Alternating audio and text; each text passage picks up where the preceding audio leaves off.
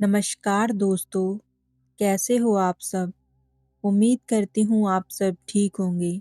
आपका स्वागत है आपके अपने चैनल में। आज मैं फिर आपके लिए लेकर आई हूँ एक हॉरर स्टोरी। आज की जो हमारी स्टोरी है, वो हमें भेजी है सोहन ने। तो चलिए, ना देरी करते हुए शुरू करते हैं हमारी आज की कहानी। दोस्तों, मेरा नाम सोहन है। मैं आज आपको अपने साथ बीती हुई एक घटना बताने जा रहा हूँ। मैं नहीं जानता कि आप में से कितने लोग हैं जो भूत प्रेत पर विश्वास करते हैं, क्योंकि किसी की बात पर विश्वास करना और ना करना ये किसी के निजी अनुभव पर आधारित होता है। एक डरावना अनुभव मुझे भी हुआ था साल 1997 में।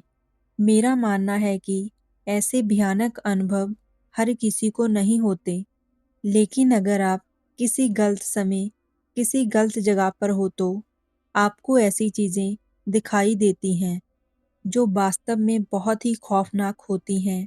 मुझे याद है, साल 1997 में मैं क्रिसमस की छुट्टियों में अपने मामा के घर चला गया था। उन दिनों मेरा मामा मुंबई के मायम इलाके में रहता था और उनका घर एक झोपड़पट्टी में था। मतलब आप सब जानते ही होंगे कि झोपड़पट्टी में घर और माहौल कैसा रहता है। सब मकान एक दूसरे को सत कर बने होते हैं। किसी का कोई आकार नहीं होता। कोई मकान छोटा तो कोई बड़ा, कोई एक मंजिला तो कोई नाटा। झोपड़पट्टी का हर मकान उसमें रहने वाले की हैसियत बताता है। यहाँ उनकी एक अलग ही दुनिया होती है। तो मेरे मामा का जो मकान था, वो एक मंजिला था। ऊपर की तरफ जाने के लिए बाहर सीढ़ियाँ बनी हुई थी, जैसे कि आम तौर पर होती हैं लोहे की सीढ़ियाँ, जो अक्सर झोपड़पट्टी के मकानों में देखी जाती हैं। तो उन दिनों मैं और मेरे मामा का लड़का मस्त छुट्टियाँ मना रहे थे। वो अभी तक 11वीं कक्षा में था और मैं भी। हम दोनों दिन में क्रिकेट खेलते थे और रात को अपने दोस्तों के साथ ऐसे ही घूमते रहते थे। उस वक़्त कोई क्रिकेट का टूर्नामेंट चल रहा था, जिसमें मामा के लड़के के दोस्तों ने हिस्सा लिया था। तो एक दिन हुआ ये, मामा का लड़का रोहित अचानक से बीमार पड़ गया। तो उसकी जगह उनकी टीम ने मुझे खेलने के लिए कहा। उस दिन टूर्नामेंट में झगड़ा होने के कारण मैच रात भर चला। मतलब जो मैच 9-10 बजे तक खत्म हो जाते थे, उनको खत्म होने में रात के 12 से 1 बज गए। अब रोहित और मैं दोनों ऊपर की मंजिल में ही सोते थे और मामा-मामी नीचे के कमरे में सोते थे। मैच खत्म होने के बाद मैं रात को मामा के घर की तरफ निकल पड़ा। रोहित के कॉलेज के दोस्त मेरे भी दोस्त बन गए थे, तो उनके साथ चलते-चलते और बातें करते हुए कितना टाइम बीत गया मुझे पता भी नहीं चला। रात के 2:30-3 बज रहे थे और उस वक़्त मैं गली के सामने था। अब वो जो झोपड़पट्टी थी, वो बहुत ही सुनसान जगह थी और मामा जी के घर की तरफ एक तंग गली जाती थी और उसकी दूसरी ओर 2 गलियारे निकलते थे। उस तंग गली में एक दुकान थी, जिसकी लाइट रात भर जगती रहती थी। अब मैं उस गली में जाकर उस दुकान के पास पहुँच गया। उस दुकान का बल्ब जग रहा था। उस बल्ब की रोशनी 2 गलियों में पड़ती थी। मेरे मामा का मकान बाएँ हाथ की गली में आगे था। दाएँ हाथ की गली में ज़्यादा मकान नहीं थे। उस गली में आगे जाकर सारे इलाके का सर्व शौचालय था। ठीक उसके पहले वहाँ एक नलका था, जहाँ पर उस इलाके के लोग पानी भरा करते थे। अब वो दोनों जगहें काफ़ी दूर होने पर बल्ब की रोशनी वहाँ बहुत कम पहुँचती थी। अब जब मैं वहाँ पर पहुँचा तो मैंने सोचा कि घर जाने से पहले यहाँ पर टॉयलेट होकर जाता हूँ और टॉयलेट से आने के बाद मामा के घर चला जाऊँगा। पर जैसे ही मैं दाएँ हाथ की गली के अंदर घुसा, कुछ दूर आगे जाने पर मुझे शपा-शपा की आवाज़ सुनाई देने लगी। वो आवाज़ सुनकर मैं एक पल के लिए अपनी जगह पर ही रुक गया और मैंने वहाँ पर बड़े गौर से देखा। सामने धुंधली रोशनी होने के कारण मुझे कुछ साफ नज़र तो नहीं आ रहा था, पर वहाँ सामने उस नलके के पास एक औरत थी, जो वहाँ पर बैठकर कुछ कपड़े वगैरह धो रही थी।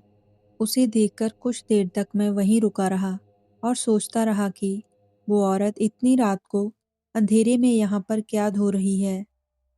इतने अंधेरे में उसे ठीक से कुछ दिखाई भी नहीं देता होगा और ना ही इस टाइम नलके में पानी आता है। मैंने मन ही मन सोचा कि शायद ये कोई पागल औरत होगी और फिर से मैं कुछ कदम आगे बढ़ा और जैसे ही मैं कुछ कदम आगे बढ़ा तो मुझे अब उसके हल्के-हल्के रोने की आवाज़ सुनाई पड़ी। अब की बार मेरे रोंगटे खड़े हो गए क्योंकि ऐसा नज़ारा ज़िंदगी में मैंने पहले कभी नहीं देखा था। एक तो कपड़े धोने की आवाज़ और उसी के साथ रोने की आवाज़, आस-पास अंधेरा और अजीब-सा माहौल। अब असल में मैं आगे ना गया होता तो अच्छा होता। मुझे ये पागलपन करना ही नहीं चाहिए था, पर पता नहीं क्यों उस समय मैं क्या सोच रहा था। शायद मुझे टॉयलेट बहुत ज़ोर से आई थी और मुझे लगा कि जल्दी से टॉयलेट करके निकल लूँगा। मुझे वैसे भी क्या लेना-देना कि वो औरत कौन है। उस टाइम में मैं बिल्कुल धीमे कदमों से दीवारों से सटकर चल रहा था। वो औरत इतनी ज़ोर-ज़ोर से तो नहीं रो रही थी, पर उसकी मुसमुसाहट की आवाज़ मुझे डराने के लिए काफ़ी थी। मैं उसके पास से जाते हुए उसे तिरछी नज़र से देख रहा था कि वो आखिर क्या कर रही है। कुछ कदम मेरे आगे बढ़ते ही वो एकदम उठ खड़ी हुई।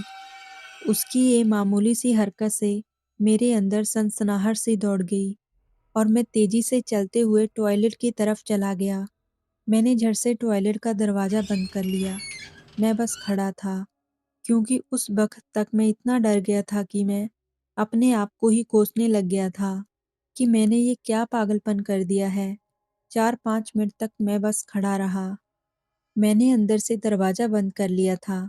मैं बस कुंडी को पकड़े हुए खड़ा था। टॉयलेट के अंदर बिल्कुल भी रोशनी नहीं थी। टॉयलेट के बाहर जो बल्ब था, वो भी एक पतरे के ऊपर लटक रहा था और उसकी पीली रोशनी की किरणें दरवाजे की दरारों से अंदर आ रही थी। मेरा अब वहाँ पर खड़े होकर दम घुट रहा था, क्योंकि मुझे वहाँ खड़े हुए 10 मिनट हो चुके थे और कहीं कोई आवाज़ और कोई हलचल सुनाई नहीं दी।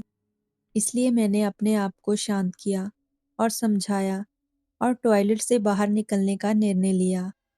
मैंने टॉयलेट का दरवाज़ा धीरे से खोला और सब कुछ शांत था। मैं बाहर आया और अपने दाएँ-बाएँ देखा और फिर मैं शौचालय की दीवार के पास जाकर छुपकर खड़ा हो गया और मैंने वहीं से खड़े होकर चुपकर अंधियारी गली में देखने की कोशिश की। मैं देखना चाहता था कि औरत अब कहाँ है और क्या कर रही है। और सच कहूँ दोस्तों, मैंने वहाँ पर जो देखा, वो देखकर मेरे सिर्फ रोंगटे ही खड़े नहीं हुए, बल्कि मेरी जान निकल गई। मैंने देखा कि वो औरत अब बस सीधी खड़ी हुई थी और ठीक मेरे जैसे गर्दन झुकाकर वो ठीक मेरी तरफ ही देख रही थी। ऐसा लग रहा था कि वो जैसे मेरा बाहर निकलने का इंतज़ार कर रही है। उसकी वो भयानक नज़र मैं कभी नहीं भूल सकता।